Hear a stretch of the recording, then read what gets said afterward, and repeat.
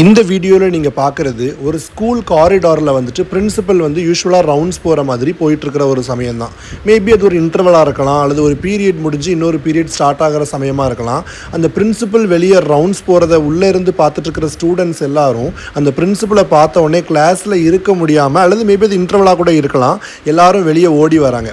அது நீங்களே பாருங்கள், பிரின்சிபல்ஸ் வந்துட்டு எல்லா ஸ்கூல்லையும் ரொம்ப ஸ்ட்ரிக்டாக இருப்பாங்க, பார்க்குறதுக்கே ரொம்ப டெரராக இருப்பாங்க, ஸ்டூடெண்ட்ஸ்ட்டு சிரிக்காமல் இருப்பாங்க.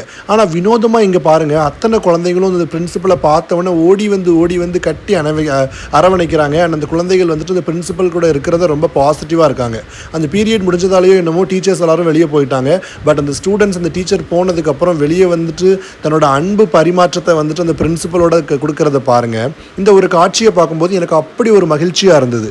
ஆனால் கூடவே சேர்ந்து இன்னொரு பயமும் ஏற்பட்டுச்சு. என்னென்னா, பொதுவாக இந்த ஸ்கூல் மேனேஜ்மெண்ட் பார்த்தீங்கன்னா நவடேஸ், அதுவும் எஸ்பெஷலி இந்த ஒரு சோஷியல் மீடியா மோகம் ஏற்பட்டதுனால இதை வந்துட்டு இந்த ஒரு காட்சியை அவங்களுக்கு பிடிச்சிருந்துச்சு, இந்த காட்சி வந்துட்டு அவங்களோட பள்ளிக்கு விளம்பரமாக அமையுங்கிற பட்சத்தில் இதை வந்துட்டு போட்டு அந்த பிரின்சிபலை பாராட்டுறதுக்கும் பயன்படுத்துவாங்க.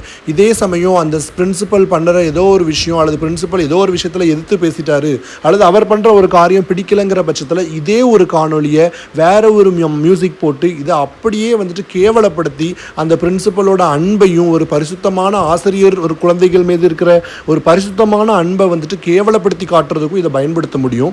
இது வந்துட்டு என்னை போன்ற பல தனியார் பள்ளிகளில் வேலை புரிகிற டீச்சர்ஸ் வந்துட்டு இதை கண்டிப்பாக அக்செப்ட் பண்ணுவாங்கன்னு நம்புகிறேன். ஸோ இப்போல்லாம் வந்துட்டு டீச்சர்ஸ்க்கு இருக்கிற மிகப்பெரிய பயம் என்ன தெரியுமா? மாணவர்கள் கூட 1 வருஷம் 2 வருஷம் பல வருஷம் பாடம் எடுத்து அவங்க மேலே இருக்கிற இயல்பாக இருக்கிற ஒரு அன்பை கூட காட்டலாமான்னு ஒரு மிகப்பெரிய சந்தேகம் வருது. இதை சொல்லும்போதே எனக்கு வார்த்தைகள் இல்லை.